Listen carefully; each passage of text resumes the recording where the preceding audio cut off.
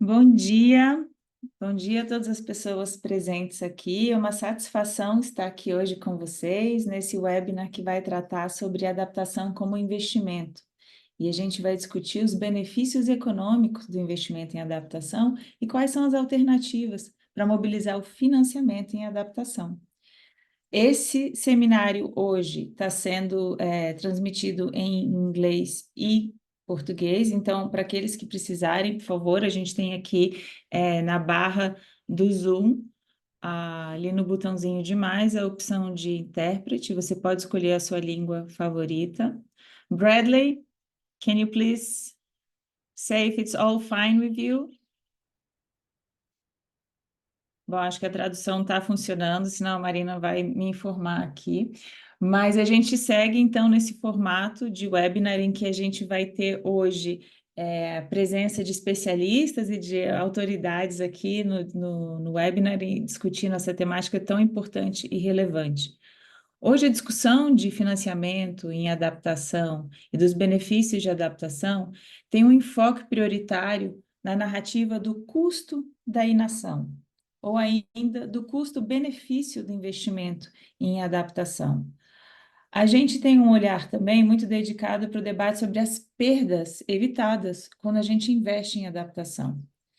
E a grande inovação que o WRI pôde trazer com esse estudo, que foi lançado há 3 meses em inglês, e hoje a gente aproveita a oportunidade da Rio Climate Week para lançar a tradução desse trabalho, que contou também com a equipe do WRI Brasil, é uma outra abordagem que apoia a narrativa para o investimento em adaptação, que é quantificar os benefícios econômicos, sociais e as perdas evitadas que a gente tem com o investimento em adaptação.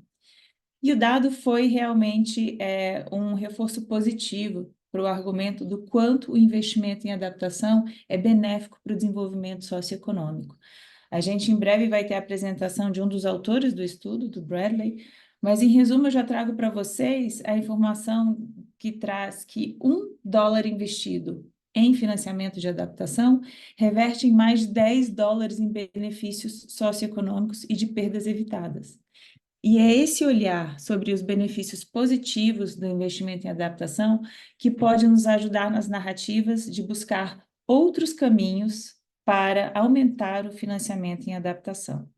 Claro, num ano especialmente dedicado a um debate internacional que vai trazer o olhar sobre novas metas de financiamento para adaptação internacionalmente falando no momento da COP30, mas também num roadmap, ou seja, num caminho para o futuro de como a questão do financiamento e da mobilização de financiamento vai ser abordada por todas as partes, né, no âmbito da convenção, e também que se conecta com o debate da reforma financeira internacional, um debate muito latente dentro da pauta do G20 e também um debate que está sendo muito pautado pela presidência no âmbito dos BRICS. Então, é um assunto altamente pertinente em várias esferas da discussão do multilateralismo, não só da UNFCCC, mas do G20, do BRICS, e a gente precisa agregar, né, números, narrativas e novos argumentos para que a gente consiga superar esse desafio hoje do baixo financiamento que temos na agenda de adaptação, né, em relação à mitigação e em relação ao montante total que a gente precisa para essa agenda. E eu queria, então, apresentar para vocês os nossos palestrantes do dia, que a gente vai distribuir em apresentações e painéis. A gente vai ter a nossa abertura hoje do webinar com o secretário de Mudança do Clima, o Aloísio de Mello, do Ministério do Meio Ambiente. Na sequência, a apresentação por um dos autores do estudo do WRI, e vocês vão encontrar aqui nesse QR Code que está aqui na tela e também no chat o link para o acesso ao documento do sumário executivo traduzido e o documento na íntegra também em inglês, tá? Então, o Bradley vai fazer a apresentação e o Bradley é um pesquisador do WRI global. Na sequência, a gente vai ter um painel de debate sobre a temática do financiamento em adaptação. E a gente está muito feliz em receber a Joana Chiavari, da CPI, o Joaquim Levi, que é o diretor de Estratégia Econômica e Relações Comercados do Banco Safra e ex-ministro da Fazenda, o Ivan Tiago Oliveira, que é o subsecretário de Financiamento do Ministério da Fazenda, e a Cláudia Prates, que é a diretora de Sustentabilidade da Confederação Nacional de Seguradoras. E enquanto a gente estiver nesses momentos das apresentações, vocês podem postar as perguntas aqui na seção do chat. Ao final, a gente vai ter uma sessão de perguntas e de debate. Então, por favor, já podem ir registrando e a gente vai consolidando ao longo do evento. E para começar, eu queria convidar, então, o Aloysio Mello, nosso secretário nacional de Mudança do Clima, para fazer a abertura do webinar. Aloysio, com você. Muito bom dia, Karen. Muito bom dia a todas e todos os participantes desse webinar. É uma felicidade para a gente ver a publicação da versão em português desse estudo, coordenado pelo WRI, porque é um tema fundamental e a gente entende que ele vai estar no centro das discussões na COP também. Esse trabalho, a origem dele foi durante a presidência brasileira do G20, em que a gente, pelo Ministério do Meio Ambiente, entendeu que dentre as agendas nas quais era necessário avanço, um olhar, um entendimento mais claro em diálogo com os países integrantes, né, daquela plataforma, era o que significa investir em adaptação. Quais são os benefícios associados? Onde, em que setores econômicos ele pode ocorrer? É viável pensar o investimento privado em adaptação?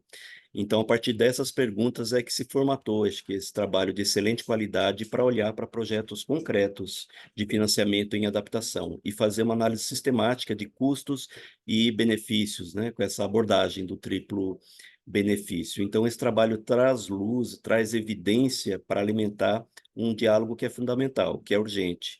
É urgente aqui para o Brasil, estamos, né, somos um país que na NDC afirma a necessidade de enfrentar a emergência climática com um olhar de justiça, e que fez um esforço, nós como país, a gente fez um esforço enorme de consolidar uma estratégia muito concreta, palpável, de ação e adaptação.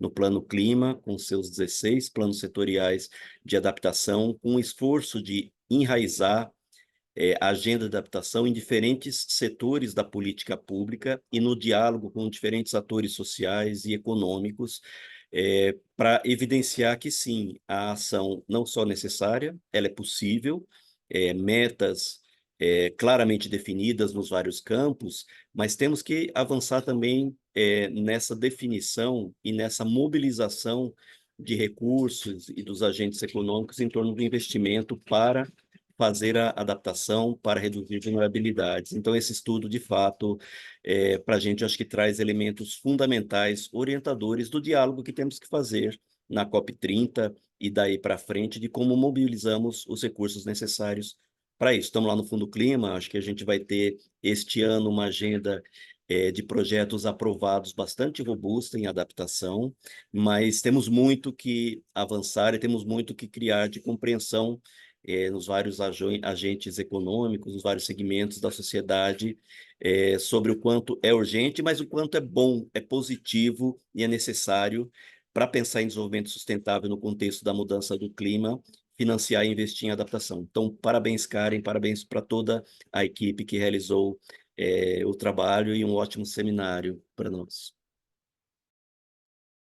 Obrigada, Luísio. Eu acho que sua presença aqui é super importante. A gente está nesse momento tão fundamental de atualização dos planos, elaboração das estratégias setoriais e a discussão que vai ser, uma vez lançados os planos, é fundamental, né? Como financiaremos e como mobilizaremos esse capital nacionalmente e internacionalmente, né, para financiar. E a boa notícia é que investir em adaptação dá muito retorno positivo. Então, acho que essa é a discussão que a gente vai seguir agora. Agradeço a sua presença. Eu sei que você tem uma agenda também bastante cheia de compromisso, então fique à vontade. Se você puder nos acompanhar, ótimo, mas a gente ficou feliz aqui com a sua participação, Luiz. Obrigada. E eu vou seguir, então, convidando o Bradley, que vai em inglês. Então, por favor, quem precisar, ligue aqui a tradução, que está disponível aqui no botãozinho mais e aí intérprete.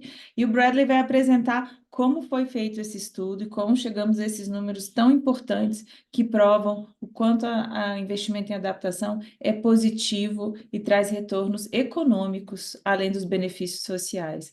Bradley, with you. Great. Thank you so much, Karen, and thank you for the invitation to present during this event today. It really is a pleasure.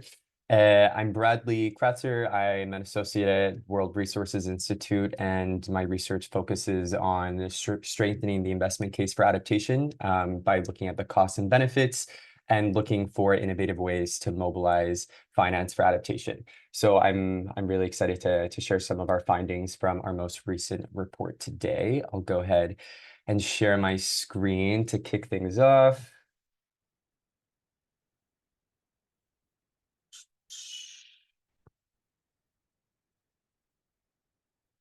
Okay, just to confirm if you guys can see the presentation okay? Yes. Perfect. Okay, thank you, Karen. I can't see anyone, so that's helpful.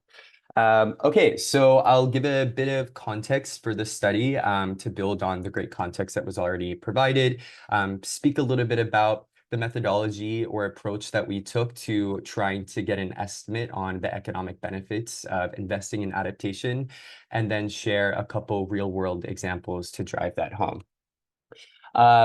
So as we know, and as was just shared, we need to be investing in adaptation to address the range of climate risks that are continuing to increase in both severity and intensity. And even if we cut greenhouse gas emissions completely tomorrow, we are nonetheless locked into a certain degree of warming.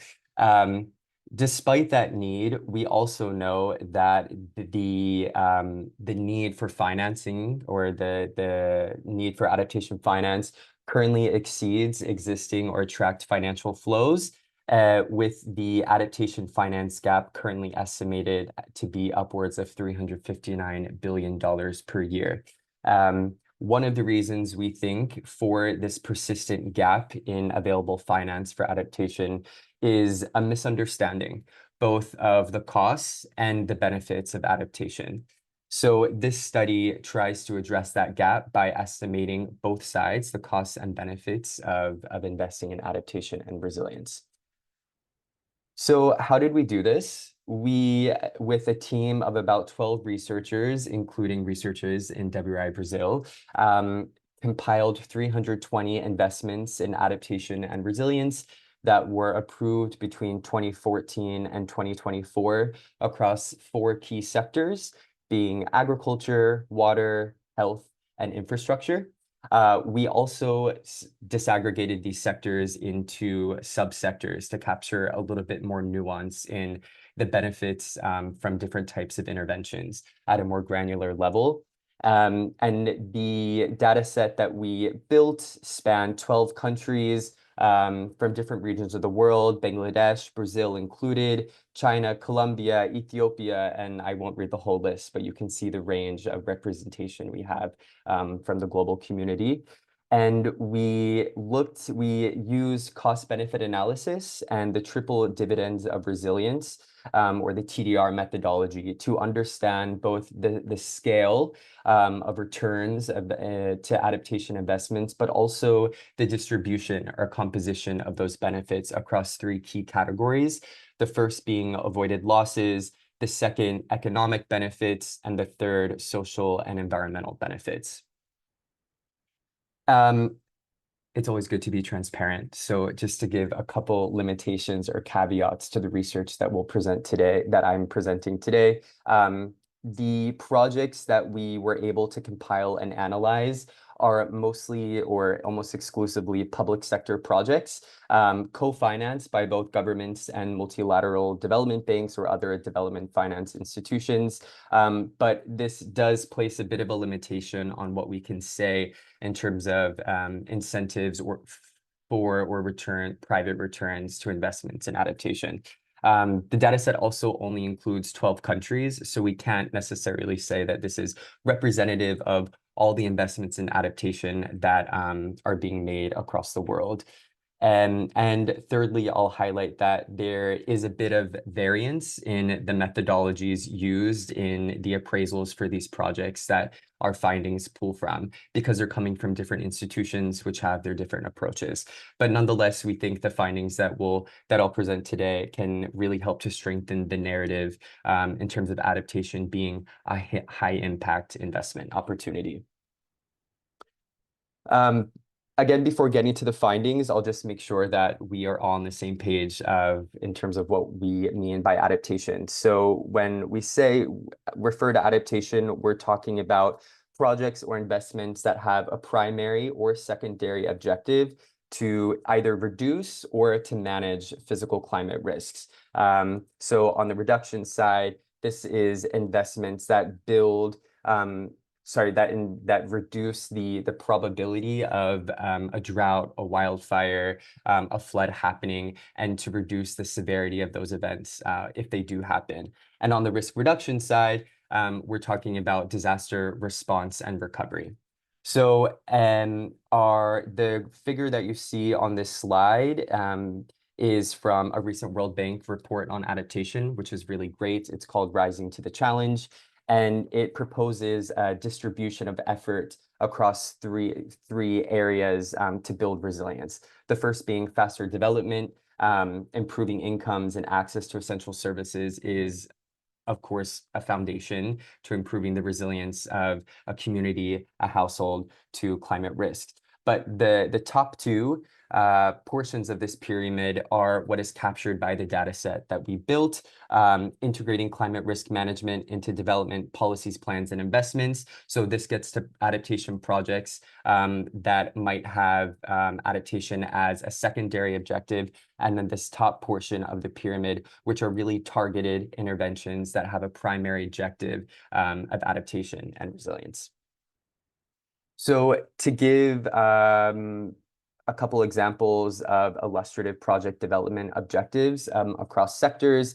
In agriculture, this looks like improving land productivity and access to diversified livelihood activities and improving the climate resilience of agricultural activities. In the health sector, this looks like improving health services for vulnerable populations and enhancing the overall resilience of national or subnational health systems.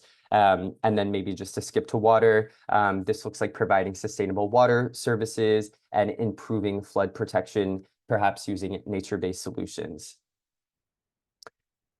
So to give an overview of the composition of projects that we compiled into this database that we are calling ADAPT TDR because it's the methodology, the analytical methodology that we've used.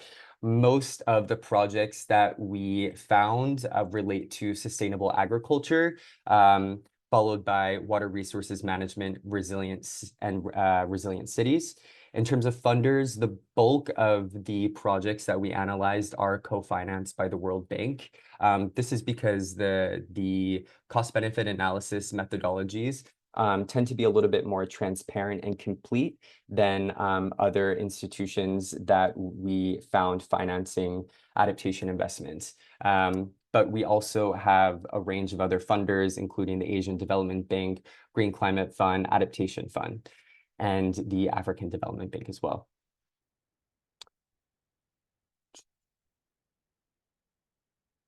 In terms of countries, again, the investments span 12 countries in total. The bulk of the investments were found to be financed in China, with the fewest in South Africa, and Brazil is somewhere in the middle. So neither, leading the pack, but not at the end either.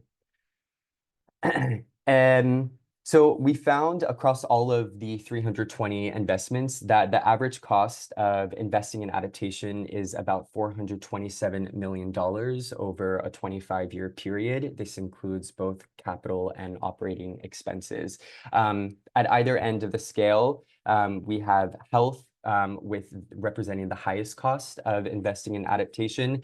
This is typically because health investments are made at a national level, investing in early warning systems, integrated disease surveillance systems that are across multiple regions and to the benefit of multiple sectors. So there's a higher cost upfront. At the lower level of this continuum, you see resilient cities, and this might be because investments in urban resilience are typically at a city or a municipal level rather than at a national level. So getting into the findings, the most important finding, I think, is that adaptation is in fact a high impact and high return investment. The graph you see on the right shows the average returns, the average economic internal returns by subsector. So again, we divided those 4 subsectors into more granular subsectors, including forestry and nature, disaster risk management, transport, energy, etc. And it also shows that there was a wide range of returns across investments, even within a particular sector. In total, the cost of all of the investments that we looked at was $133 billion, and they were found to generate $1.4 trillion in returns. So this gets to this key figure that Karen highlighted at the beginning of this webinar, that $1 invested in adaptation has the potential to yield over $10 in benefits over a 10-year period, with average returns of 27%. And this is significant, 27%, right? Most projects or most institutions use a threshold of 10% to approve a project for implementation. And so we're showing that adaptation far exceeds this threshold with average returns of 27%. The majority of these benefits are coming from the high value in saving lives, avoiding property and infrastructure losses as well, with the 3 most valuable sectors that we found in this data set being health and disaster risk management, again, from the value of avoiding losses of life, and then forestry and nature due to the high value on and the market for emissions reductions. The second finding that's important is that adaptation pays off even when a disaster doesn't strike, right? And so there is generally a misperception or misunderstanding as adaptation as only being beneficial to reduce losses from floods, droughts, and other climate risks. But looking at the distribution here on the right of benefits across the 3 dividends, we see that over 50% of monetized benefits across all of these sectors actually can be generated even if a climate risk doesn't even materialize, right? And so this shows that adaptation is far more than just a safety net or a way to reduce the impacts of climate risk. It can actually be a catalyst or launch pad for sustainable development with a wide range of benefits. We also found that adaptation investments often contribute to emissions reductions as well, with nearly half of the adaptation projects included in the dataset delivering mitigation benefits. In some projects, the expected value of greenhouse gas emissions actually far exceeded the value of not just other particular benefits, but of other dividends in their entirety, by relying on nature-based solutions, improving the sustainability of agriculture activities, etc. And this importantly could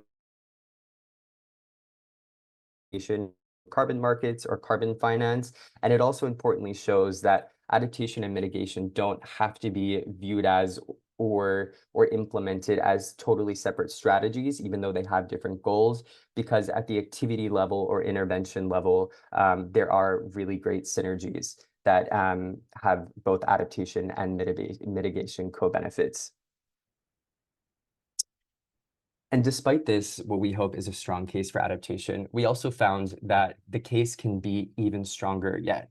So only 8% of the investments that we looked at were valued all three dividends, right? And so this shows that the 27% average returns that we see for adaptation in the context of this study are very likely an underestimate or an underestimation. And so by improving cost-benefit analysis methodologies, by applying the triple dividend of resilience methodology, we can hopefully improve the way that we're able to value the benefits of adaptation and better show their distribution across avoided losses, induced economic benefits, and social environmental benefits, and continue to strengthen the case for adapting. This table shows this point just a little bit more. We have the 4 sectors on the left, and then the 3 dividends on the top. In each cell, we show the top 2 most frequently cited benefits by that sector and within that dividend.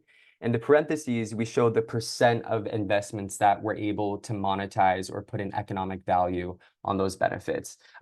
It's quite low, right? So, for example, looking at the social and environmental benefits for agriculture, greenhouse gas emissions were the second most cited benefit, but only 64% higher comparatively, but nonetheless, only 64% of investments were able to quantify those benefits, and none of the investments that we looked at were able to put a value on well-being benefits. Similarly, avoided productivity and labor loss in the agriculture sector was the second most frequently cited benefit for avoided losses, but no project was able to invest that. So to show the value of that benefit. So this helps to show the need to continue improving our cost-benefit analysis methodologies and the potential to strengthen the investment case even more. So I'll wrap up just by highlighting a couple projects from the data set, one from Brazil, to show in sort of real terms the distribution of benefits across these 3 dividends. So this is the Fortaleza Sustainable Urban Development Project in Brazil. It had a goal to strengthen land use planning, improve urban financing instruments, and strengthen the climate resilience of the urban environments through a range of different activities. We see that the project had the potential to yield benefits across all 3 dividends, with avoided losses holding the highest share of the overall benefits due to avoided losses to infrastructure valued at $83 million. But we also see induced economic benefits in terms of savings from park infrastructure repairs that could then be allocated to other high-impact interventions, and also social and environmental benefits stemming from enhanced biodiversity habitats. And this overall amounted in a 12% return and a BCR, or benefit cost ratio, of 2. So for this project, for every dollar spent, you're getting $2 back in benefits. Another project that helps to show perhaps even more or challenge in the narrative even more that adaptation is more than just avoided losses is a rural development project in China that was classified as an agriculture project because of its primary goal to modernize agriculture practices, increase the value addition and efficiency in agribusiness and food supply chains, and reduce climate and environmental impacts of agricultural activities.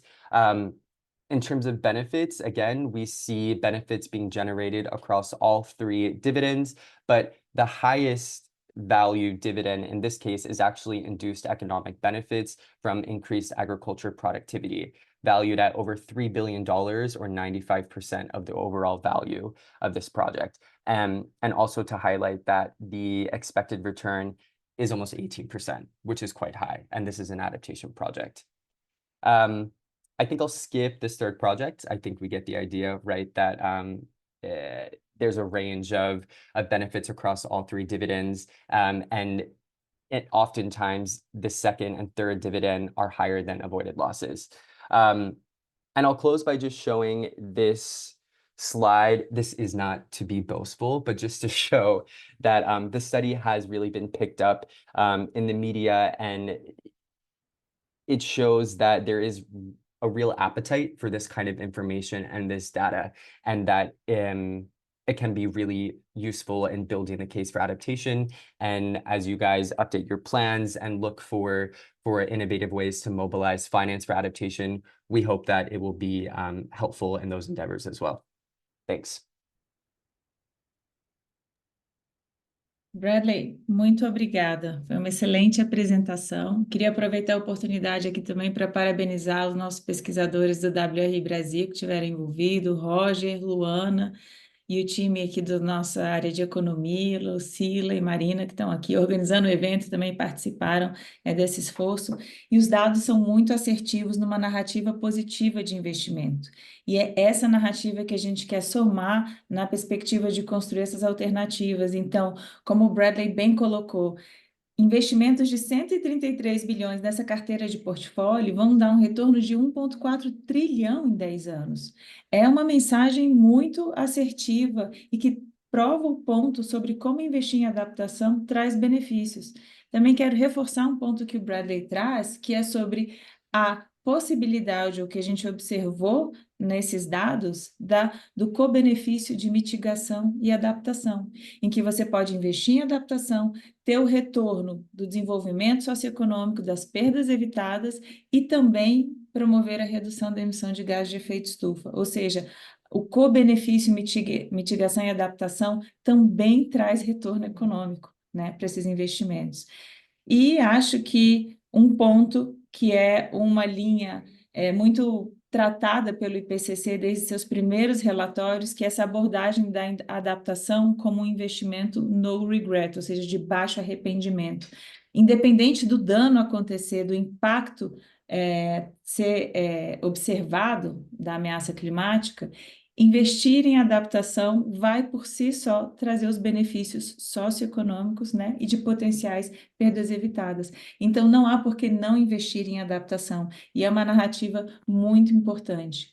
E eu queria ouvir, então, os nossos especialistas, que são nossos painelistas da segunda sessão desse webinar, e queria convidar aqui para se juntar a nós, então, a Joana, o Joaquim, o Ivan e a Cláudia. E a gente vai ter uma sessão de debate agora. Eu vou apresentar perguntas a esses especialistas. Eles terão aproximadamente 8 minutos para responder. E a gente segue depois com uma segunda rodada, mais curtinha, para encerramento. E depois para a nossa sessão de perguntas, ok? Eu queria começar, então, agradecendo a presença de todos vocês. Aqui eu estou vendo na tela só a Joana, mas acho que todos os painelistas estão aqui. Então, eu vou começar minha pergunta para a Joana e parabenizando o CPI pelo tão importante relatório que foi recém-lançado, que traz o estado da arte do financiamento climático no mundo e no Brasil.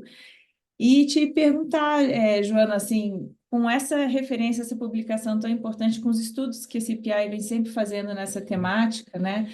Como hoje está o financiamento para adaptação no Brasil, assim? Como são essas barreiras para que a gente consiga ampliar no momento tão importante, né, do financiamento climático sendo discutido internacionalmente, no NFCCC, G20, BRICS, mas também nacionalmente, com nossos planos setoriais de adaptação?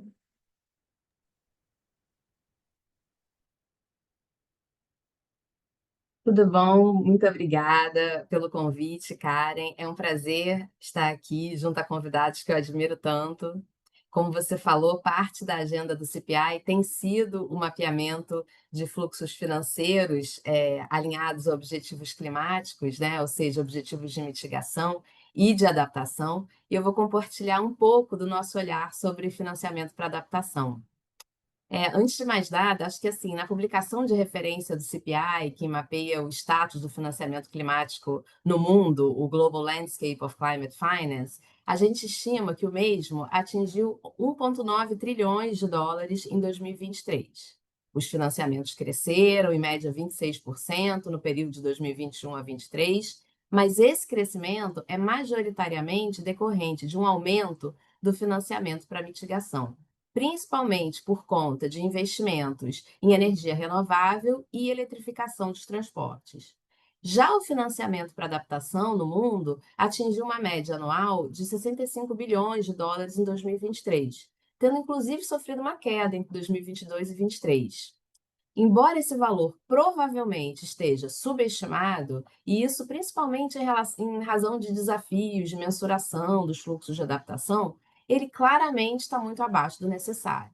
Então, por exemplo, a análise do CPI, ela indica que países emergentes, eles precisarão de cerca de 222 bilhões de dólares por ano até 2030 para adaptação, comparado com uma média de 46 bilhões de dólares, que é o que a gente tem conseguido, né? Conseguiu mapear que estão fluindo anualmente para esses países. Aí, se a gente tem um olhar mais especificamente para como o financiamento internacional está contribuindo para projetos climáticos no Brasil, e a gente lançou, né, recentemente uma publicação que tem esse enfoque do mapeamento dos fluxos internacionais climáticos para o Brasil, a gente identificou que os recursos internacionais também têm sido destinados predominantemente para mitigação no país.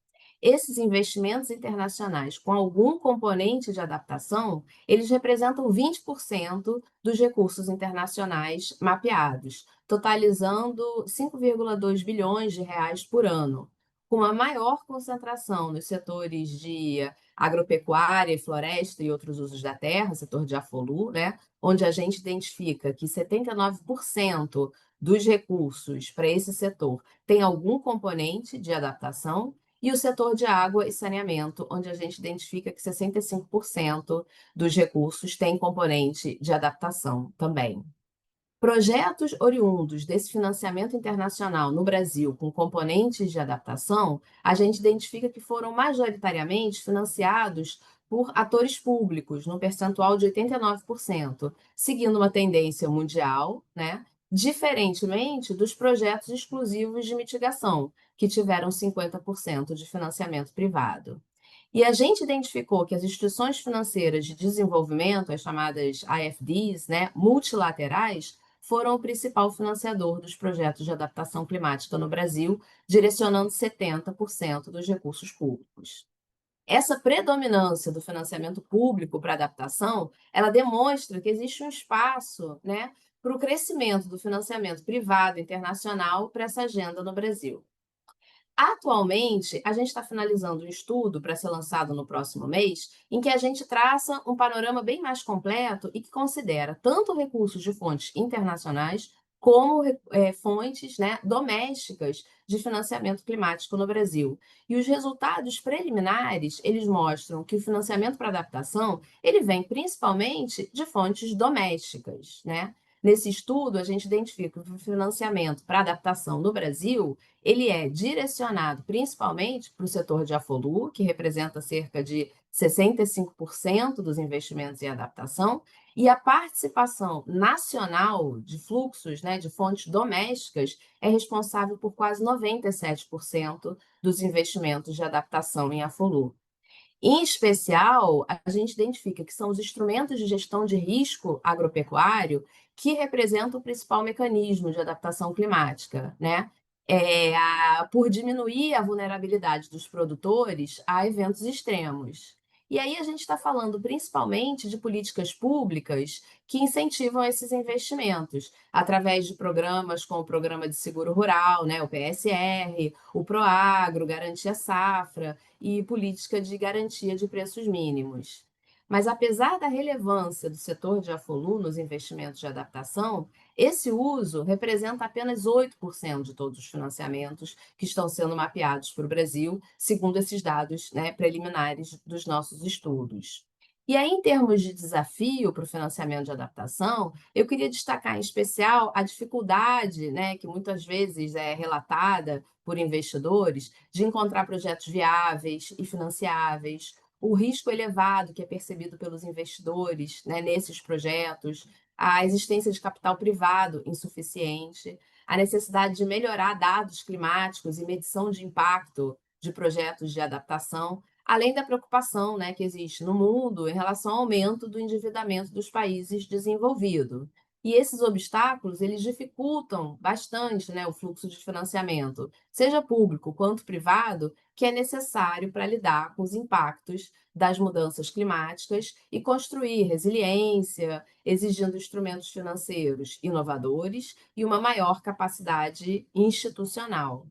Para finalizar, eu queria falar que no Brasil a gente enfrenta também um desafio próprio que tem relação com o montante das indenizações que são pagas pelo governo federal no âmbito do Proagro, que é uma espécie de seguro rural voltado aos pequenos e médios produtores e que é custeado com recursos do Tesouro.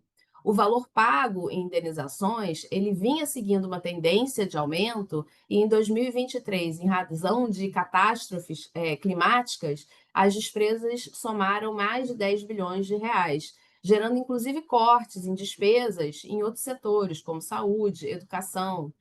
Foram tomadas uma série de medidas, né, para controlar essa despesa pelo Banco Central, mas frente a um cenário de risco crescente devido às mudanças climáticas, existe uma necessidade de priorização no uso também dos recursos desses programas, como PSR e Proagro, por exemplo, favorecendo pequenos produtores e regiões onde a cobertura de seguro ainda é escassa, favorecendo produtores que não desmatam e que utilizam práticas agropecuárias sustentáveis. E, além disso, assim, para finalizar, é fundamental a expansão de instrumentos de gerenciamento de risco. Então, vou finalizar aqui muitos dados e muitas informações, mas acho que a ideia era dar esse panorama, né, e esse contexto inicial, e estou ansiosa para ouvir os outros convidados e depois participar do debate. Muito obrigada. Obrigada, Joana. Muito, muito interessante esse panorama geral e essa dimensão que a gente tem, né, da adaptação muito dependente ainda do setor público e do espaço fiscal reduzido que a gente tem no futuro para que isso aconteça. Então, quais são as alternativas e como a gente consegue trabalhar? E chama muito atenção esse dado, quer dizer, que a adaptação no financiamento nacional doméstico está muito dedicada à FOLU e aos instrumentos ali, né, de crédito seguro rural, e como a gente consegue expandir, a gente, no estudo internacional comparativo entre os 13 países, viu quantos setores como agricultura e infraestrutura também podem trazer retorno, né, e talvez sejam lacunas do financiamento nacional que a gente está perdendo chances de investimento de desenvolvimento socioeconômico, né, deixando, não tratando o evitar das perdas, enfim. Então, acho que é um panorama interessante para que a gente possa fazer até estudos e abordagens subsequentes no âmbito da análise do triplo dividendo, com esse olhar especializado Brasil e agricultura.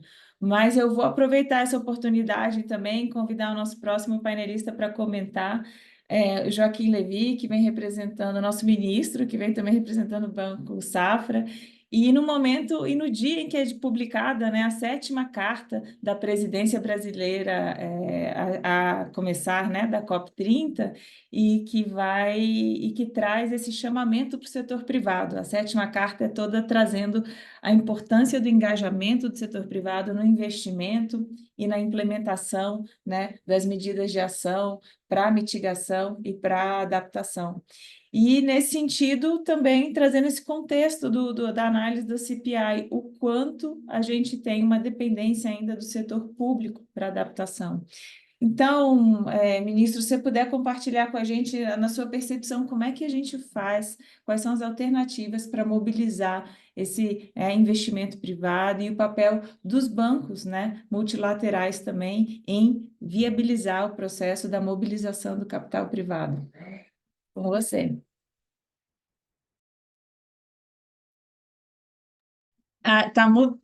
Tem que ligar o microfone.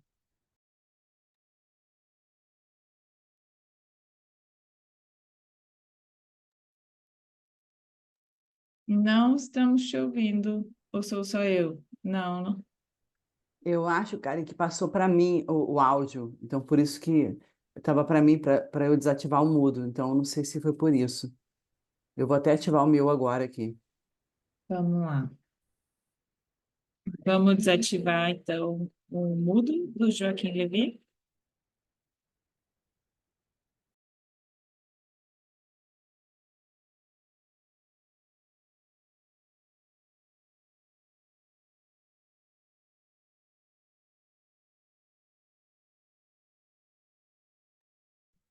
Não está ativando o seu microfone.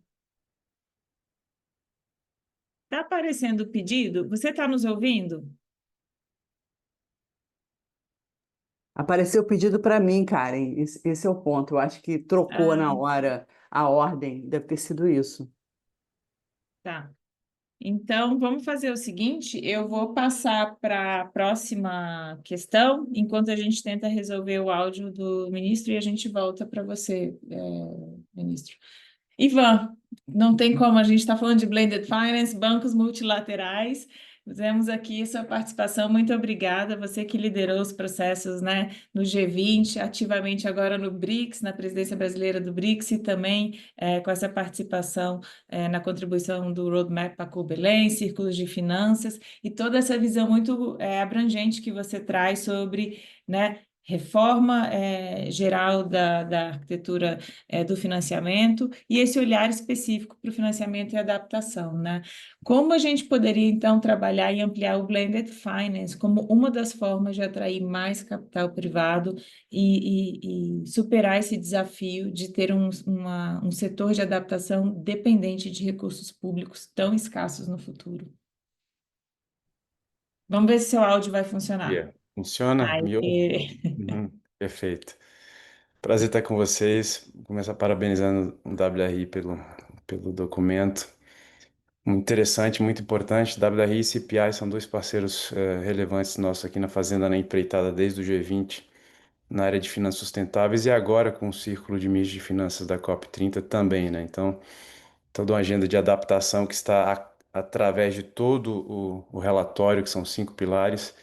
O WRI e CPI são parceiros que nos ajudam a levar aquilo que é mais relevante na agenda também para o relatório de ministros e naquilo que, né, os ministérios de Fazenda conseguem impulsionar conjuntamente. Eu queria, talvez, inclusive, ser mais específico aqui, Karen, a partir das provocações de vocês e os números que vocês trazem, acho que são bem eloquentes em relação às dificuldades, embora, né, a sinalização de que uma melhora no cenário, no que diz respeito no financiamento para adaptação. Eu acho que os números de vocês e os números do CPI mostram isso, inclusive a melhora, né, na conexão com o setor privado, mas ainda um percentual relativamente pequeno do que são as finanças climáticas no mundo, né? 3%, se você somar o que tem tanto impacto em mitigação quanto adaptação, talvez a gente chegue ali em uns 6%, o que é bastante pouco, e com essa concentração claríssima em financiamento público e financiamento concessional, né? Então tem um desafio muito importante aqui, e vamos permitir ir talvez um pouco mais no específico e colocar alguns desafios que envolvem tanto nós aqui do governo, ou seja, tem um papel também que o próprio Ministério da Fazenda pode ter no processo e alguns outros órgãos do Estado brasileiro, mas também o setor privado e o entendimento, talvez, no sistema como um todo, né? Porque apesar de que a adaptação traz, né, essa clareza em relação aos impactos a nós todos, mas no final das contas os benefícios são difusos, né? E a dificuldade que você tem de trazer o setor privado, e o Joaquim, enfim, está muito melhor posicionado para falar sobre isso do que eu, mas tem muito a ver com isso. Quer dizer, como você não consegue chegar no contrato e trazer aquele benefício de alguma forma para o contrato, seja do ponto de vista de prazo, de taxa, acaba que você não tem um estímulo muito claro a uma conexão mais firme com o setor privado, com todas as questões que envolvem, inclusive, quer dizer, quando o impacto chega no final das contas, também o setor público que entra, né? Então, o ministro, por exemplo, gosta de usar uma história que é se a gente tivesse, por exemplo, as enchentes do Rio Grande do Sul, alguns quilômetros para baixo, um país inteiro, que seria o Uruguai, estaria debaixo d'água e não teria uma federação, como no caso do Brasil teve para salvar o Uruguai, ou seja, o país inteiro estaria debaixo d'água. E no nosso caso, no final das contas, foi recurso público dos demais entes federados, de todos nós que entrou em jogo.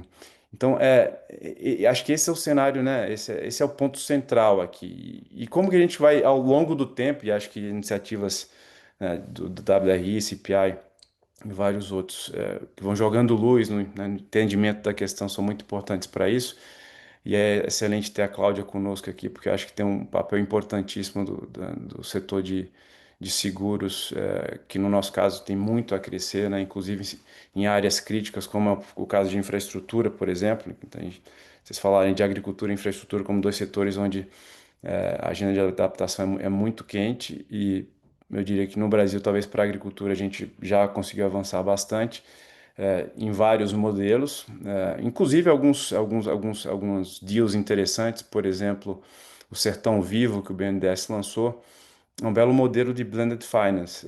E para tocar no ponto que você pediu que eu tocasse, Karen, basicamente o FIDA vai até o GCF, consegue grants mais concessional, crédito concessional, conecta com o BNDES. A Cláudia conhecia essa história porque ela estava no BNDES na época, demorou bastante para sair, mas conecta com o BNDES, traz recurso do BNDES, e no final das contas você consegue ter múltiplos atores do sistema internacional conectados a um ator nacional, e que promove um programa que para mim é bem interessante e a cara daquilo que a gente poderia pensar para adaptação, mas claro, aqui numa escala ainda pequena para as necessidades que a gente tem, né? O Sertão Vivo são cerca de 2 bilhões aí na primeira tranche que o BNDES lançou, acho que cerca de 500 milhões, 500 mil famílias, a ideia é de chegar até 2 milhões que vão ser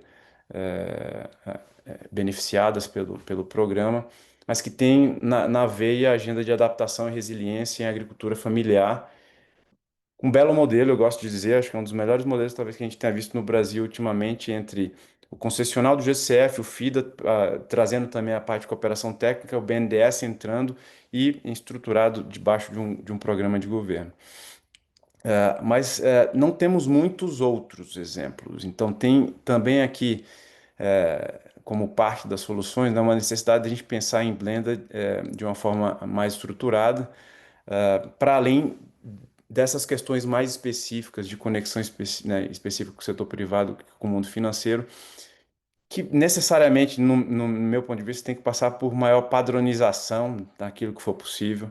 Eu acho que não dá para a gente pensar em conectar mais firmemente com o setor privado sem melhorar toda a parte de dados, de previsibilidade e algumas proxies, por exemplo, na área de finanças de natureza, há alguns esforços de pensar em métricas, né, de como a gente traz a natureza como ativo, que começa a usar proxies do que seriam os benefícios, buscando trazer isso, internalizar isso nos contratos. Acho que é um caminho que a gente vai ter que fazer também de forma mais ampla com a adaptação, ou seja, como a gente conseguir, com aquilo que a gente tem de dados, melhorar a informação e garantir que mais atores privados consigam conectar com essas soluções. No caso de Blended, eu só queria terminar ponderando aqui que para nós é muito caro na Fazenda e no governo, que é a criação da Plataforma Brasil de Investimentos, que tem também adaptação na sua agenda, embora eu diria que, talvez refletindo a realidade, ela tem uma pegada muito mais forte em mitigação no primeiro momento, mas adaptação e natureza estão lá, como parte central da nossa agenda. E a ideia da plataforma passa muito pelo uso estratégico dos recursos aos quais a gente tem acesso. Então, a plataforma, além de conectar o setor privado, projetos privados, desafiadores tecnologicamente, onde a dificuldade de você estruturar um modelo financeiro por N razões, e aí na plataforma a gente tem energia com projetos de 3,5 bi de dólares, a gente tem natureza com projetos de 95 milhões de dólares. Os dois são desafiadores, cada um no seu campo. E a ideia da plataforma é ser esse facilitador, viabilizador, né, de financiamento para os projetos, que envolve, e estando estruturado, né, com o secretariado no BNDES, a própria participação do BNDES no processo, mas não é uma plataforma do BNDES, o BNDES nos auxilia no secretariado.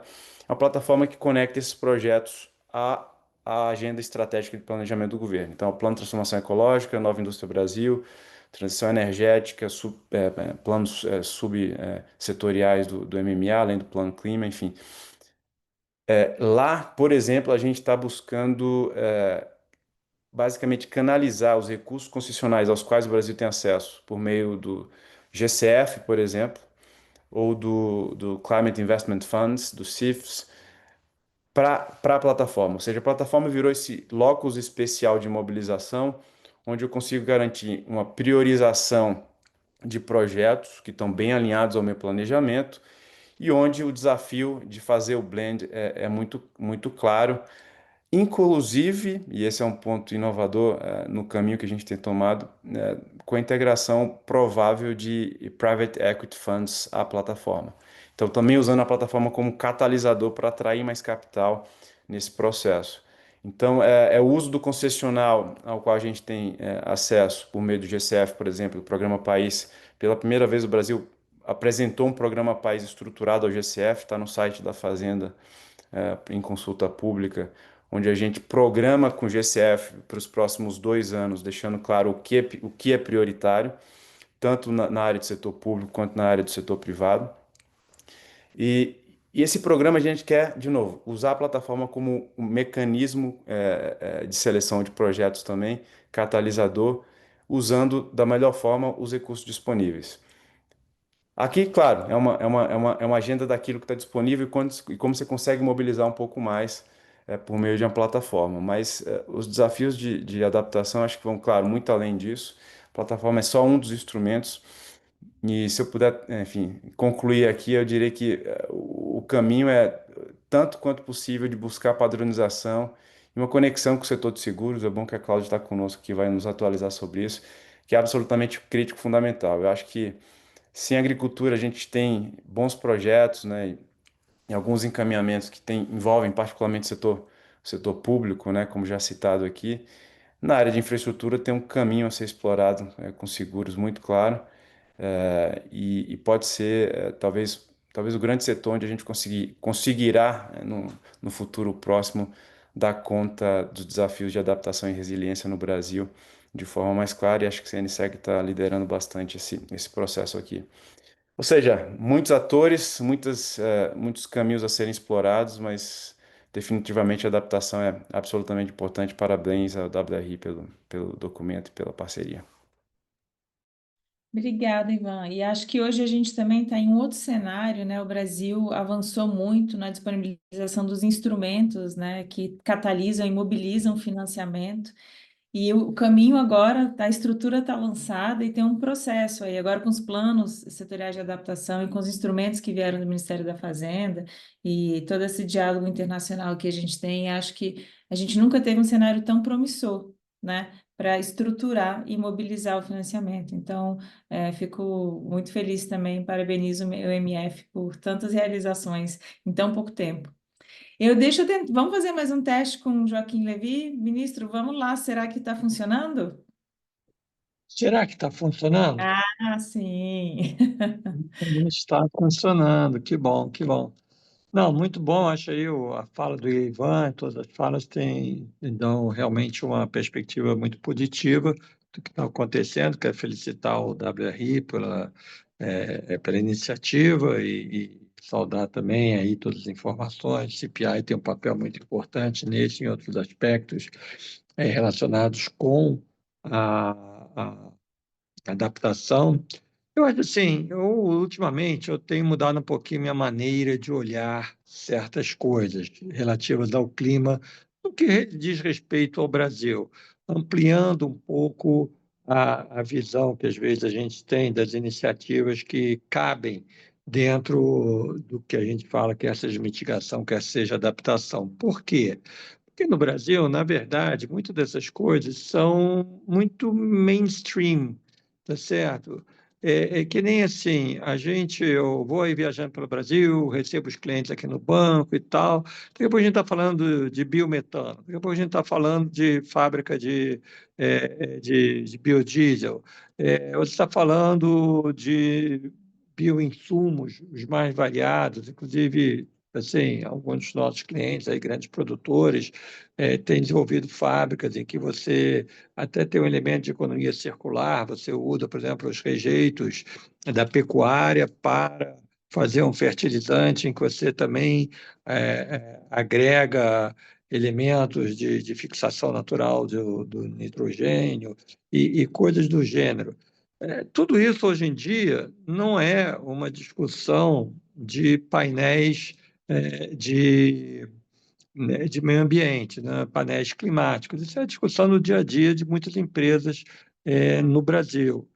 Se a gente for puxar para o lado da adaptação, a gente está no meio aí de uma transformação da questão, por exemplo, do saneamento. Eu quero dinheiro privado para adaptação. Bom, está indo dinheiro privado com auxílio do BNDES, com auxílio de vários instrumentos do governo, mas está indo dinheiro privado para o saneamento, tá certo? Assim como para várias outras infraestruturas. Talvez o que a gente ainda esteja perdendo um pouquinho a oportunidade não é tanta questão de eu quero mobilizar recursos para tal e tal projeto de adaptação, mas a gente incorporar a visão de adaptação, a visão de resiliência em todas as coisas que a gente começa a construir ou reforma, etc. Por exemplo, no setor de energia, tá? Uma das coisas que está acontecendo, vocês talvez já tenham visto aí essa discussão, por exemplo, você calculava a energia disponível, o despacho, o preço, as bandeiras, aquela coisa toda, basicamente usando as séries históricas. A gente tem 70, 80 anos de série histórica e aquilo permitia você olha o nível do reservatório hoje e diz, com o tipo de pluviosidade, que eu estou vendo isso, vai ter tanto de afluência e eu posso despachar tanto ou tanto, ou tem que chamar as térmicas. E aí você começa a desconfiar que, de repente, a afluência não é tanto, na verdade, a produtividade da usina não é tanto, e aí você começa a meio improvisar e adapta o teu modelo meio com a dedada para ficar mais seguro, você ter maior confiabilidade. Eu, com um aumento de preço extraordinário. Algumas pessoas já estão mudando de tech, dizem, olha, séries históricas são bacanas, mas o princípio de estacionalidade, talvez não valha tanto no momento que você está vendo aí a mudança climática acontecendo nos nossos olhos, 1,5 já sendo basicamente uma realidade, não 1,5 durante 10 anos, que nem lá o IPCC talvez defina, mas é 1,5 hoje, né? Ou já no ano passado. E aí o pessoal começou a rodar os modelos de uma maneira diferente, pegando, por exemplo, as informações de hoje e dos últimos 3, 4, 5 anos de satélite, no qual você tem uma opção de informações sobre pluviosidade, ventos, etc. e tal, e a partir daí usando, por exemplo, inteligência artificial, falei a palavra, ou a expressão, mas isso aí, usando a inteligência artificial para você criar séries, vamos dizer assim, séries sintéticas para você rodar o modelo, né? São modelos estocásticos, aquela coisa toda. Mas o que é importante aí? O claro entendimento que eu não posso ficar vivendo nas séries históricas e também que eu posso fazer melhor do que meramente, bota aí 10% de margem de segurança, porque você tem instrumentos. A gente já de algum tempo tem estudos, né? Tem o famoso estudo que teria sido barrado, não teria sido publicado em 2015. A gente já tem estudos, Sérgio Margulis também já fez vários estudos sobre a questão de resiliência do sistema. Nós temos também uma questão de adaptação, no fundo, né? Mitigação, mas adaptação. Assim, com o aumento da temperatura global, a gente sabe que a floresta amazônica está mais sensível, principalmente dado que tem alguns lugares que o desmatamento torna ela ainda mais frágil, com o impacto todo que você tem na agricultura. Então, assim, a agricultura tem um movimento também de adaptação, em que você vai ter que começar a procurar cultivares mais resistentes, etc. e tal.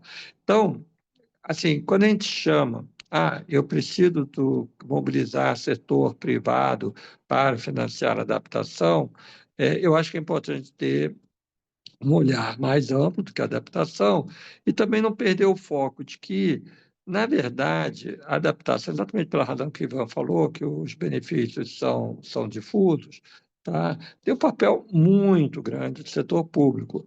Não só, vou dar subsidiar um seguro ou vou fazer uma coisa assim, é muito regulatório. tá?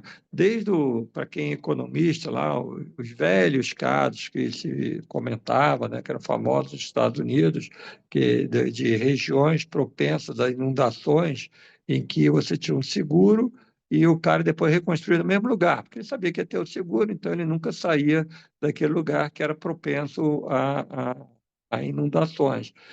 Mas então, assim, incorporar as questões de resiliência, de adaptação, no planejamento, vou fazer uma licitação de uma estrada, tá certo? Ou vou construir uma estrada. Como que o meu projeto básico, como o meu projeto executivo, podem estar mais atentos a isso? Isso pode valer também para como é que se diz, redes de transmissão em temperatura mais alta, etc.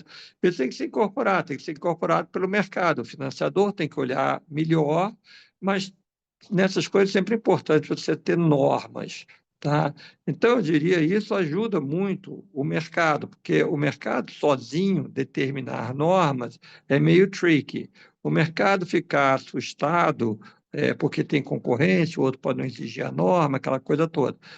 O mercado ficar assustado porque ele está vendo as coisas mudarem e não ter parâmetros para garantir a resiliência do investimento, também afugenta o investidor, tá certo? Então, eu diria, no caso do Brasil, cada país é um país, eu acho que hoje você até tem algum recurso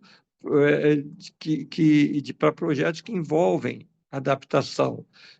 Projetos que são só adaptação, em geral, é muito mais fácil você fazer uma coisa pública do que privada. Mesmo, por exemplo, você imagina, o maior condomínio, mais rico condomínio privado que você possa imaginar.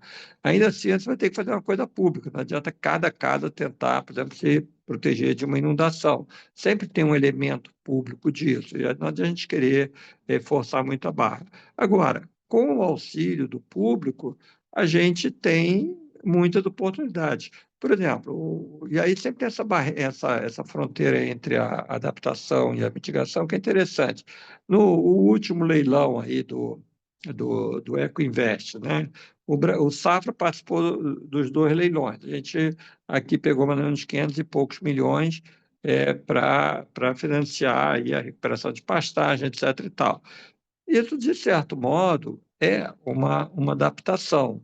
Ele pode ser uma mitigação, porque diminui a pressão para o desmatamento no Cerrado, na Amazônia, o que seja, mas também é uma adaptação. Na hora que você vai investir, e aí, mais uma vez, você tem que incorporar isso aos seus planos. Eu acho que essa é a grande etapa dos próximos anos, você incorporar a adaptação a todos os seus planos. Você vai melhorar uma pastagem degradada? Como? Como que você vai garantir a resiliência dessa nova pastagem? Você vai abrir aquela região degradada para retificar as coisas, melhorar os cursos d'água, garantir cobertura vegetal, etc., tal, nativas, para garantir a umidade, a parte hídrica de uma área que você vai dedicar a grão.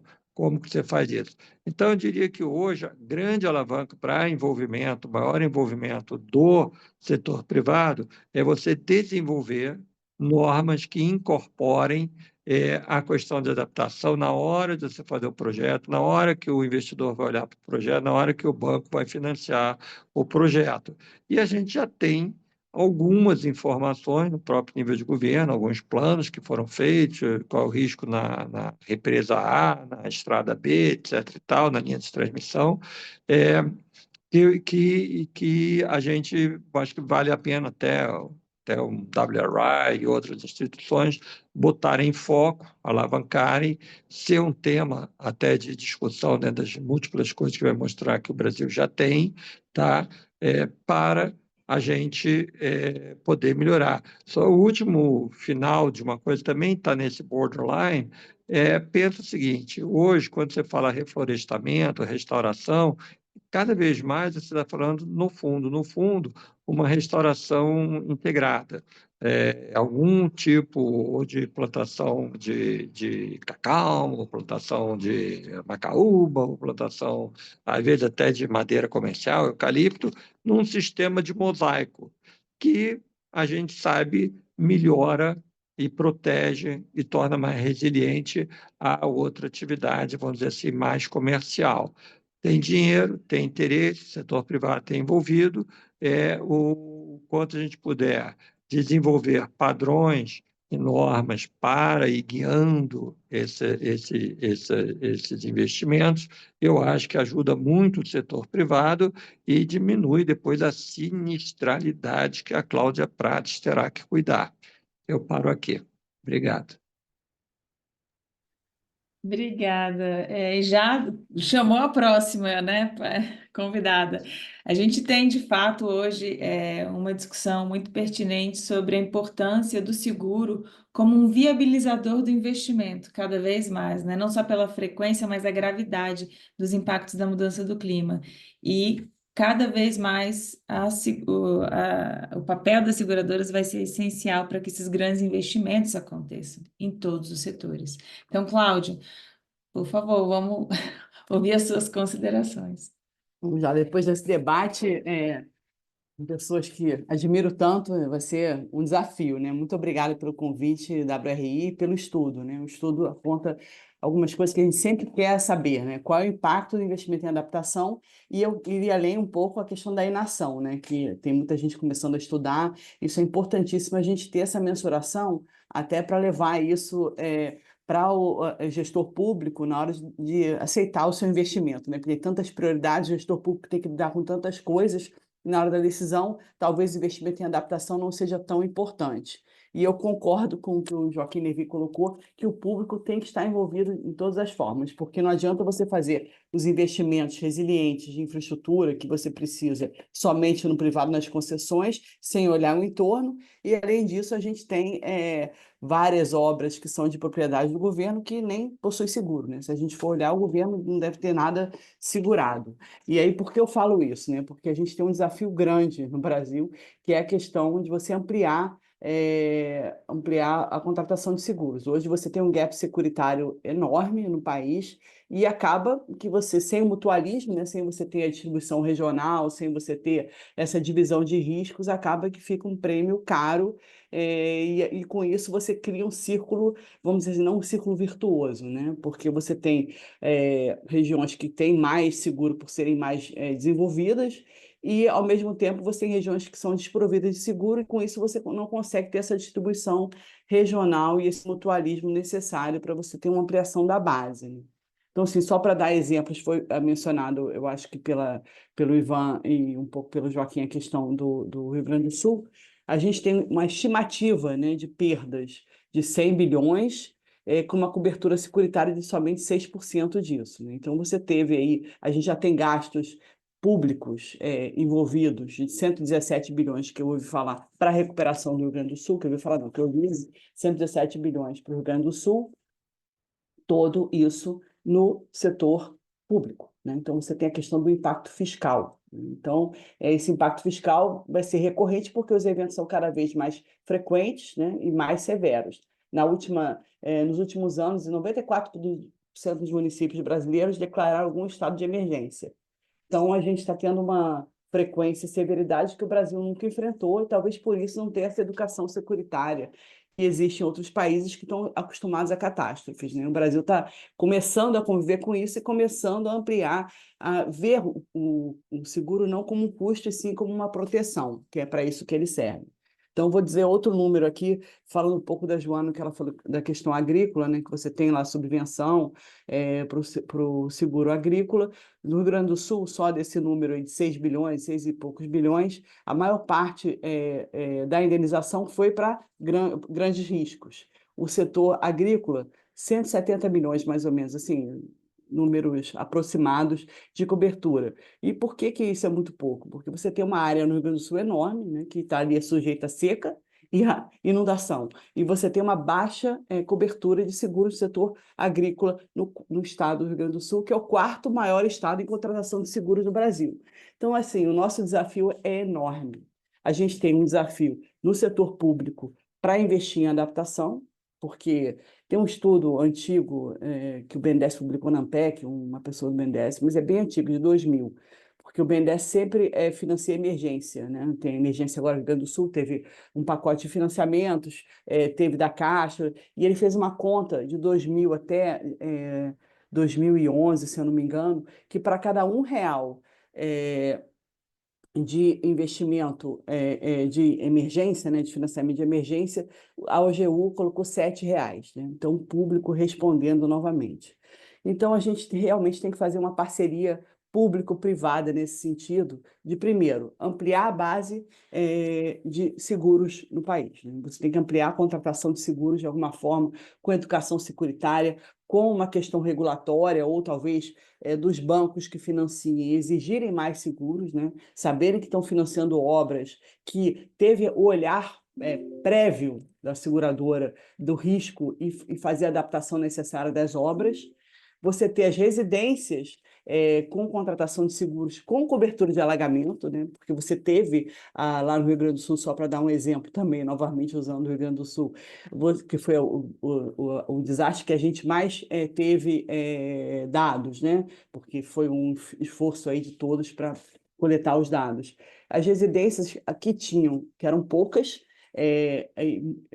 contratadas seguro de cobertura patrimonial e pouquíssimas com risco de alagamento de cobertura. Então, às vezes, até a casa tinha uma pólice, mas ia olhar, não tinha cobertura de alagamento, assim como o aeroporto, né, que ficou alagado, todo mundo viu, tinha um seguro patrimonial do grupo, né, que cobria muito limitadamente o alagamento.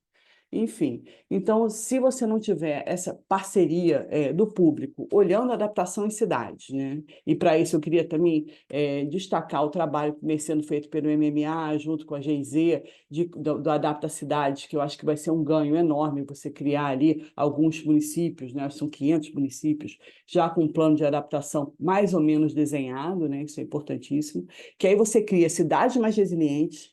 Aí você entra com a educação securitária para você ter uma cobertura maior de seguros, para quando haja algum evento desse, o primeiro layer não seja o governo federal, né? O governo federal, porque acaba o estadual e acaba indo para o federal, e aí você cria o que o Joaquim tocou na fala dele, essa acomodação, né? Eu estou mudando um pouco as palavras, mas você está acostumado a ter um acidente climático, né? Que, enfim, como eu já comentei, mais recorrente, você acaba recorrendo ao público 100%, e isso acaba gerando mais constraints nos orçamentos públicos, e você não tem os municípios se preparando para a adaptação e não tem uma educação securitária. Por que eu preciso de proteção? Se na hora que eu tenho um acidente, eu acabo, né, a minha empresa acaba tendo uma cobertura, um refinanciamento ou um novo financiamento para me ajudar, então você acaba não criando essa cultura. Os bancos, que são os donos do dinheiro, começar a olhar isso também, tanto nas obras que financiam, pedindo seguros patrimoniais, seguros da obra, de engenharia, que isso vai ser o preventivo na adaptação. Os municípios com seus planos, contratando seguros também, e a população mais assistida, porque uma população de classe C e D, quando ela vai ver o orçamento dela, quanto sobra para a contratação de uma proteção? Pouco. Mas o que a gente está também fazendo lá na CNSEC, a Confederação das Seguradoras, é buscando trabalhar os seguros inclusivos, levar para as comunidades, que às vezes não custa tão caro. Se ela tiver um acidente climático ali, ou um acidente da pessoa de ter um problema e não poder trabalhar, você tem uma cobertura ali, pelo menos periodicamente. E aí, com isso, você ampliando essa educação securitária e vendo o seguro não como um custo, e sim como uma proteção. Mas aí, voltando, só para concluir, eu continuo acreditando que, se a gente não tiver uma parceria, um acordo, né, entre os entes público, privado, e incluindo o setor de seguros para coberturas, para eventuais acidentes, e os bancos, levando a questão da adaptação também como uma prévio aos seus financiamentos, e uma educação securitária nas empresas para que elas tenham uma cobertura patrimonial, olhe também não só patrimonial, mas se ela eventualmente for uma indústria poluente, etc., contratar um RC ambiental, né, um seguro ambiental, para mitigar consequências da sua atuação. Sem esse crescimento, sem essa ampliação, o Brasil ainda vai ter muito que gastar em termos de orçamento público com os acidentes que vão ser cada vez mais frequentes. Obrigada, Cláudia. É importante esse olhar, né? O gasto antecipado na securitização contra o gasto depois do dano realizado na reconstrução, na reparação e até no que não é monetizável, né? Em termos de vidas e culturas que se perdem. Essa é uma discussão também muito importante e tem crescido um tanto na convenção, com o espaço da discussão dos fundos, né? Fundos de perdas e danos, entre outros. Mas eu vou tentar fazer aqui uma sistematização, acho que de tudo que a gente trouxe e passar para os minutos finais da nossa webinar e pedir comentários finais de vocês para o encerramento.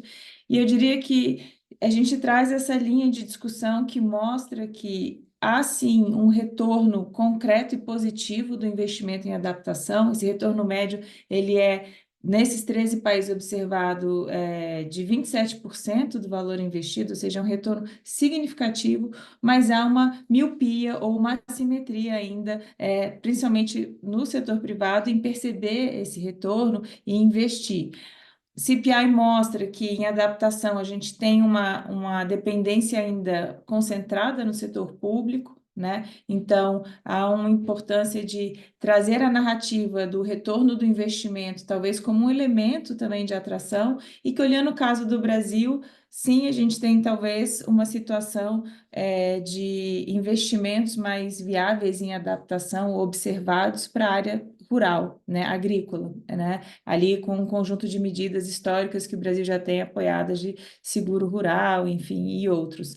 E nesse sentido, eu acho que todos os painelistas trouxeram a importância da gente diminuir essa assimetria informacional com mais dados, mais qualidade de informação, de projeção, de proxy, trabalhar com essas séries de forma não estacionária, né? Foi citada que não podia dizer a inteligência artificial como acho que uma das medidas que tem sido praticadas pelo setor, mas acho que o que diferencia muito o setor rural no Brasil também dos outros é a presença do seguro, né? O seguro ali subsidiado pelo setor público também. E aí, Cláudia traz esse ponto muito importante, né, da baixa securitização que a gente tem nos demais setores, o que explica parte da dificuldade de projetos viáveis e bancáveis economicamente, uma vez que eles também não estão securitizados, né? Então, eu acho que essa discussão traz aí um panorama de ações, né? Várias delas já estão colocadas nas novas estruturas lançadas pelo governo federal, BIP, Ecoinvest, Fundo Clima, mas tem ainda aí um grande caminho e várias medidas que precisam ser tomadas no nível regulatório, da educação e da conscientização, sobre como elaborar esses projetos de investimento em adaptação de formas viáveis economicamente, né? E mostrar como esses bons casos de sucesso trazem esses benefícios múltiplos, não só independência do recurso público, mas também do recurso privado. Tentei trazer tudo junto numa narrativa, com certeza faltou elemento muito importante, mas eu acho que foi muito rico o debate. Eu vou repetir a mesma sequência, né, dos nossos painelistas e pedir esses comentários finais e sugestões, assim. Quais são as medidas que a gente precisa tomar e também quais são esses tópicos de agenda de pesquisa que a gente precisa fazer de forma aplicada para subsidiar ações rápidas que vão fomentar esse investimento na adaptação. Vou começar pela Joana. Foi ótimo o resumo. Acho que, como você falou, assim, a gente tem que deixar uma mensagem, assim, no sentido de que os investimentos em adaptação e mitigação precisam andar juntos, porque quanto mais a gente adia em investimento climático e mitigação, maiores os custos para a gente evitar os impactos, né, das mudanças climáticas e mais elevados os custos para a gente fazer a adaptação, né, às mesmas. Acho que uma coisa que eu não falei, que é uma tendência que a gente começa a ver globalmente, mas ainda é cedo para avaliar, né, a força dessa tendência, é um pouco de uma migração do financiamento exclusivamente para adaptação, para o financiamento com duplo objetivo, tanto de adaptação quanto mitigação. Então, por exemplo, a gente viu isso em 2023, menos projetos do Banco Asiático de Desenvolvimento, se concentrando exclusivamente na adaptação, mas um percentual maior do seu financiamento, incluindo tanto elementos de adaptação quanto de mitigação. E no Brasil, no mapeamento que a gente está fazendo, né, para o país, e que a gente vai agora publicar, a gente percebe um percentual mais alto em relação ao que existe como média global de financiamento com duplo objetivo. E aí isso é algo interessante porque permite justamente atingir esses objetivos mais amplos de desenvolvimento sustentável. Então, como a gente, né, já falou, em linha com o estudo que também foi apresentado, intervenções climáticas no setor de AFOLU muitas vezes vão trazer múltiplos benefícios para o clima, para as pessoas, para a natureza, mitigação das emissões, né, aumento da resiliência, melhoria da segurança alimentar, né, proteção da biodiversidade. Então, explorar essas oportunidades que apresentam esses objetivos múltiplos é particularmente estratégico.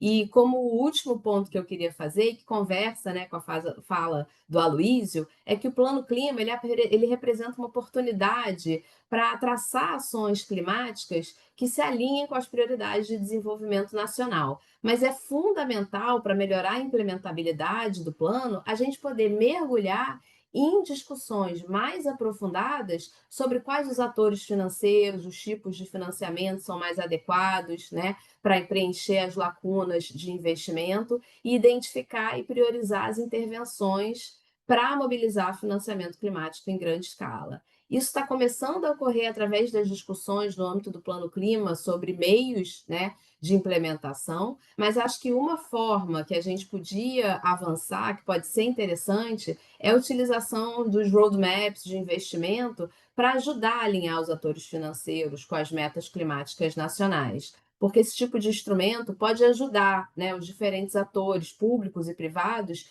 a compreender melhor os seus papéis potenciais nos diferentes setores e navegar pelos desafios de investimento, coordenando ações e, em última análise, direcionando, né, o capital de forma mais eficaz para alcançar coletivamente um caminho de descarbonização.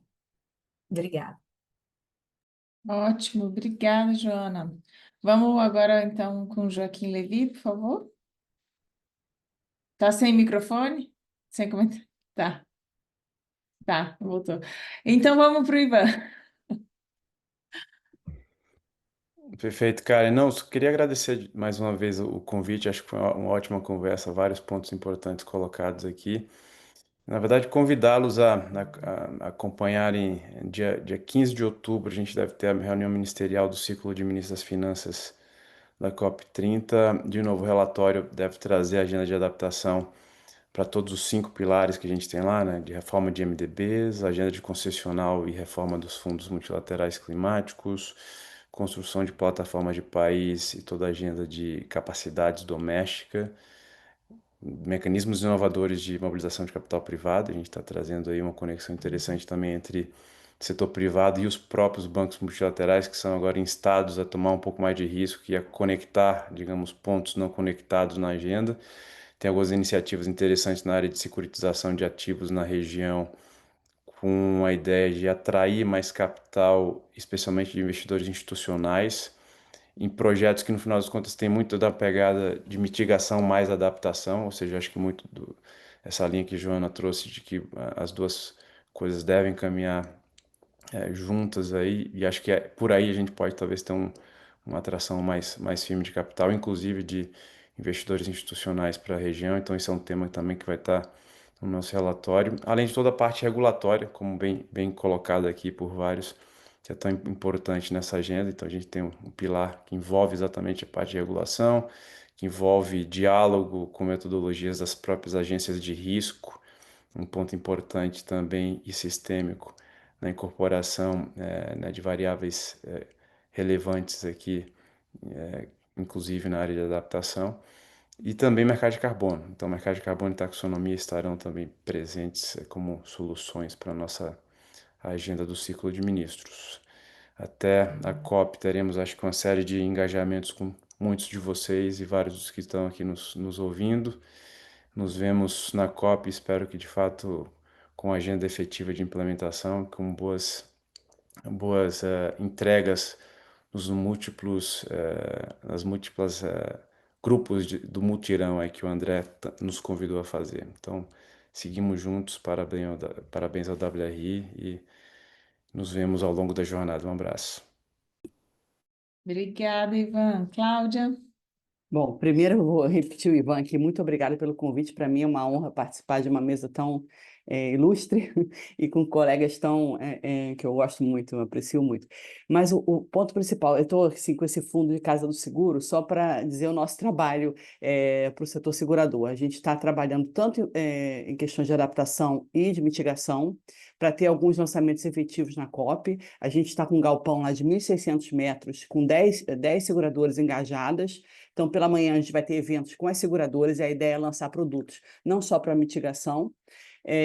A gente está trabalhando em produtos para floresta com as seguradoras, mostrando que você tem um caminho, trabalhando com produtos para poder auxiliar os licenciamentos ambientais do país com essa parte de reflorestamento também. Então, a gente vem trabalhando em produtos com as seguradoras. Na parte de adaptação, a gente, em função dos acidentes, das consequências climáticas, a gente fez uma proposta de lançar um seguro social catástrofe, né, que cobriria para as pessoas de baixa renda, daria um Pix imediato, né, a gente está trabalhando isso, conversando com o governo, mostrando a importância de você ter um mecanismo para aquele primeiro momento e você desafogar um pouco o setor público. Esse é um outro ponto que a gente vem trabalhando. A gente está trabalhando junto com o governo para mostrar que o setor segurador tem soluções, tanto preventivas para acidentes, quanto para catástrofe, para acidentes climáticos, que a gente pode contribuir para mitigar o posterior, né, posteriormente dos acidentes. Então, a gente vai fazendo um trabalho efetivo e a gente espera ter lançamentos na COP e pré-COP. A gente está fazendo um estudo também, junto com a Ernst Young, e as seguradoras, mapeando os acidentes climáticos e quanto o setor segurador contribuiu, né, segurou desse acidente, quantos sinistros foram executados. A gente está fazendo esse estudo, deve entregar lá para novembro também, acho que um pouco antes da COP. Isso a gente está colhendo dados de seguradoras, porque hoje a gente tem toda uma estimativa. No Rio Grande do Sul foi toda uma estimativa que a gente fez, a gente não tem dados ainda robustos. A gente espera ter dados melhores e poder mostrar isso, porque quanto mais ferramentas de dados que a gente tenha, tanto de acidentes passados quanto de predições, que a gente tem várias bases de dados, tentar unir essas bases é importante para que a gente possa ter informação e, com isso, ter investimentos melhores. Então, é isso que a gente vem trabalhando e na Casa do Seguro aí a gente vai fazer um locus de troca de informações e e lançamento de produtos que a gente espera poder contribuir aí para a questão da adaptação, principalmente porque a mitigação, se a gente for pensar, o Brasil é responsável por 4% das emissões, né? E como bem foi colocado aqui, a FOLU é o principal, né? Todo mundo sabe disso. Mas o setor industrial tem que contribuir, todo mundo tem que contribuir, mas a adaptação é primordial, porque mais do que mitigação, a gente é muito afetado, o Brasil é muito afetado pelas catástrofes climáticas e eu acho que cada vez mais a gente tem que estar preparado. E, por fim, eu gostaria de fazer uma provocação. O Ivan colocou a questão do rating, né, de países, olhar a questão de adaptação ali na questão do rating de países. Eu faço essa provocação toda vez que eu tenho reunião com o governo. A gente olhar os municípios também do Brasil e aqueles mais preparados, dar um prêmio para ele, né, que seja no rating, para ele ter uma capacidade de investimento maior no termos de tesouro, que aí a gente consegue, talvez, olha, se você tiver um plano de adaptação, investimentos em adaptação, a gente vai te dar um extra aqui de contratação até para projetos de adaptação climática. Com isso, você destrava um pouco a questão do limite de investimento, a decisão do gestor público, e você olha o município, olha, esse aqui está mais capaz de aguentar catástrofes, então ele está mais preparado, então o rating dele tem que ser melhor. Então, a provocação é interna também, eu acho que isso tem que ser considerado. Obrigada. Muito obrigada novamente pelo convite.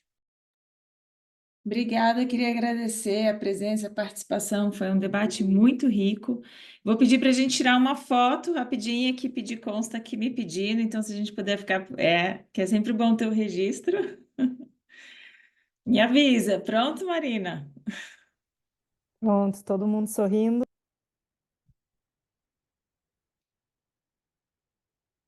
Obrigada, foi ótimo. E a gente recebeu mais algumas perguntas dos participantes hoje, mas a gente encaminha com vocês depois. A gente acabou não tendo tempo de fazer esse debate, mas a gente vai endereçar as perguntas depois por e-mail. Eu queria agradecer a participação de todos e principalmente dos nossos especialistas aqui.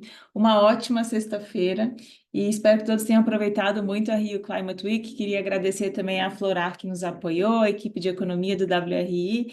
E muito sucesso para todos os outros eventos que ainda temos na Rio Climate Week e nas próximas. Até mais. Tchau, gente. Abraço.